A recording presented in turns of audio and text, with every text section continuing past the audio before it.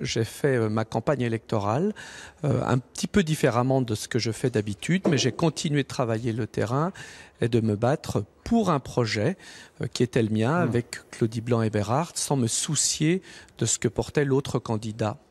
Alors pour vous, c'est un retour, puisque vous aviez fait un intérim quand Hervé Guémard, vous étiez son suppléant, et donc quand Hervé Guémard était ministre. C'est exactement ça, puisque lorsque j'avais 32 ans, j'ai siégé pour une première fois à l'Assemblée nationale pendant 5 ans, quand Hervé Guémard, qui m'a beaucoup appris et que je remercie ce soir de son investissement à mes côtés, était au gouvernement. J'aurais peut-être, par rapport à certains, un petit avantage pour démarrer, puisqu'un brin d'expérience déjà. Donc, vive le cumul des mandats, la loi sur le cumul des mandats, Vincent Rolland, parce que sinon Hervé Guémard se serait sans doute représenté, non ?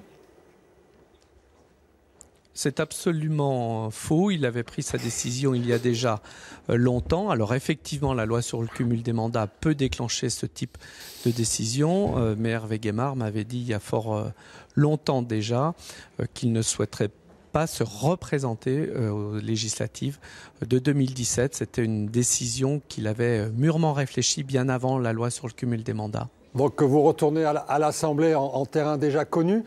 Quel rôle vous pensez y avoir donc, au sein du groupe des Républicains ? Moi, je veux surtout être la voix de la montagne, de nos villes et de nos vallées de Savoie, s'agissant des positions de vote que je pourrais prendre, puisque j'imagine que c'est aussi le sens de votre question. Je serai un élu constructif, inscrit aux Républicains, avec mes convictions. Mais lorsqu'une loi sera bonne pour la France ou pour la Savoie, bien évidemment, je la voterai.